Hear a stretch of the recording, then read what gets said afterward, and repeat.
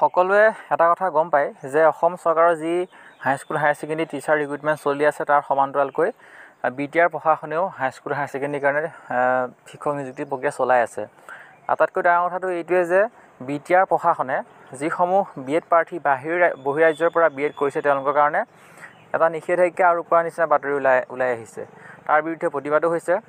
ভিডিঅ'টো একেবাৰে শেষত আমি কেনেকুৱা ধৰণৰ প্ৰতিবাদ হৈছে সেই ভিডিঅ'টো আমি একেলগ কৰি দিম। আপোনালোকে ভিডিঅ'টো একেবাৰে শেষলৈকে সকলোৱে চাব, লগৰ বন্ধু বান্ধৱীৰ সৈতেও শ্বেয়াৰ কৰি দিব কথাখিনি আৰু আপোনালোকৰ মন্তব্য এটা জনাব সঁচাকৈ এইটোৱে আচলতে কেনেকুৱা হৈছে।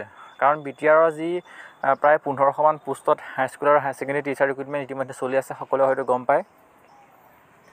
আৰু তাত যিসমূহ প্ৰাৰ্থীয়ে এপ্লাই কৰিছে B.Ed ডিগ্ৰী দি আৰু যিসমূহ বহিৰাজ্যৰ পৰা কৰিছে তেওঁলোকৰ কাৰণে তেওঁলোকক আচলতে আঁতৰাই থোৱা নিচিনা এটা বাতৰি ওলাই আহিছে। প্ৰতিবাদো হৈছে। প্ৰতিবাদসমূহ আমি দেখুৱাম কেনেকুৱা ধৰণৰ প্ৰতিবাদ হৈছে। আপোনালোকৰ মন্তব্য এটা জনাব ইয়াৰ সম্পৰ্কে। আৰু যেতিয়া নেকি তেওঁলোকক কোৱা হৈছে পাৰ্মিশ্যনটো কোনে দিছে বুলি BTR প্ৰশাসনক, তেতিয়া BTR প্ৰশাসনে সম্পূৰ্ণ অসম চৰকাৰৰ পৰা সেই পাৰ্মিশ্যনটো লোৱা বুলি প্ৰতিবাদকাৰীসকলে জনাইছে। গতিকে কি বিষয় উত্থাপন কৰিছে আমি আপোনালোকক দেখাব বিচাৰিছোঁ আৰু আপোনালোকৰ বন্ধু বান্ধৱীৰ সৈতে শ্বেয়াৰ কৰি দিব আৰু শেষত আপোনালোকৰ মন্তব্য এটা জনাব এই বিষয়টোৰ ওপৰত। ধন্যবাদ। এছ'চিয়েশ্যনৰ ফালৰ পৰা আমি ইয়াতে একগোট হৈছোঁ আৰু আজি আমাৰ ইয়াৰ উদ্দেশ্যটো হ'ল যে আমাৰ অসমৰ বাহিৰৰ যিখন ইউনিভাৰ্চিটি আমি সকলোৱে B.Ed কৰিছোঁ, আমি সেই B.Edখন আমাৰ আসাম গভৰ্ণমেণ্টত মানি লৈছে আৰু BTC গভৰ্ণমেণ্টত সিহঁতে আমাক কেইবাবাৰো লগ কৰিছোঁ।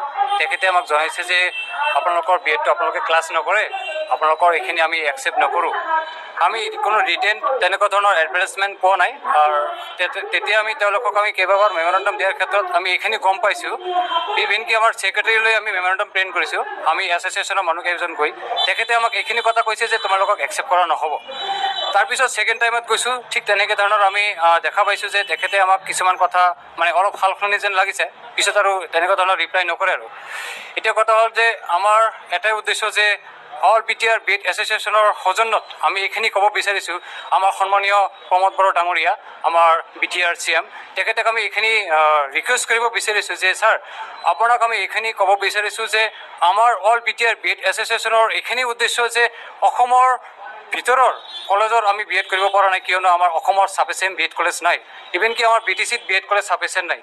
গতিকে আমি বাহিৰত যাব লগা হ'ল। গতিকে আমি বাহিৰত B.Edখন ৰেগুলাৰ মটত কৰিছোঁ। ইয়াত কোনো তেনেকুৱা ধৰণৰ অফ কেম্পাছ নহয়, ক্লাছ নকৰাকৈ নহয়। হয়তো কিছুমানে ভাবি আছে যে বাহিৰৰ B.Edখন অফ কেম্পাছত কৰা, তেনেকুৱা ধৰণৰ নহয়। আমি ৰেগুলাৰ ক্লাছ কৰি B.Ed কৰিছোঁ আৰু চবেই গম পায়। আৰু NCT ৰিকগনাইজ ইনষ্টিটিউটৰ পৰা আমি B.Ed কৰিছোঁ, যিটো গভৰ্ণমেণ্ট ইউনিভাৰ্চিটি হয়, বাবা চাহেব আম্বেদকাৰ এডুকেশ্যন ইউনিভাৰ্চিটি। তেনেকুৱা ধৰণৰ বাহিৰৰ কিছুমান ইউনিভাৰ্চিটিৰ পৰা আমি সকলোৱে B.Ed কৰিছোঁ। এতিয়া আমাৰ উদ্দেশ্য হ'ল যে আমি ৰণোজ পেগু ছাৰৰ লগতো মিট কৰিছোঁ। BTC যিটো LP ৰিক্ৰুটমেণ্ট হৈ গ'ল, তাতে আমি দেখিব পাৰিছোঁ যে যিহেতু ছুপ্ৰিম কোৰ্টৰ এটা অৰ্ডাৰ আছিল যে LPত B.Edটো কেঞ্চেল কৰিছে বা LPটো বঞ্চিত কৰিছে বা ইয়াত কেঞ্চেল কৰা হৈছে। কিন্তু UP ছেকশ্যনত যিহেতু B.Edটো এলাও আছিলে বা UPত চাকৰি কৰিব পাৰে B.Ed চাৰ্টিফিকেটখন দি, কিন্তু UPত আমি দেখিবলৈ পাইছোঁ যে BTCত যোৱা ৰিক্ৰুটমেণ্টত B.Ed যিসকল আউটছাইড কৰিছে, NCT ৰিকগনাইজ বা ৰেগুলাৰ, কিন্তু তথাপিও BTC গভৰ্ণমেণ্টৰ ফালৰ পৰা বা ৰেক্টৰ অফিচৰ ফালৰ পৰা আমি জনামতে একো ভেৰিফিকেশ্যন বা তেনেকুৱা ধৰণৰ নকৰি ডাইৰেক্ট ৰিক্ৰুটমেণ্ট পৰা বঞ্চিত কৰিছে।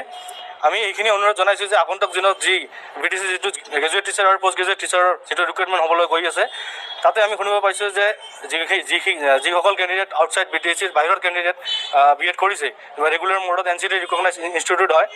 কাৰণ NCT ৰিকগনাইজ ইনষ্টিটিউট আপুনি অল অভাৰ ইণ্ডিয়াত আপুনি যিকোনো ঠাইৰ পৰা আপুনি কৰিব পাৰে, সেইখিনি সেইটো ভেলিড হয়।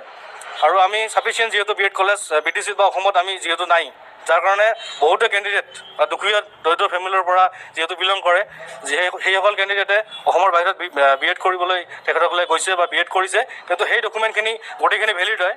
আপোনালোকে ডকুমেণ্টখিনি কিবা ভেৰিফিকেশ্যন কৰিলে আপোনালোকে বস্তুখিনি চাব পাৰিব। আৰু BTC গভৰ্ণমেণ্টক আমি এইখিনি অনুৰোধ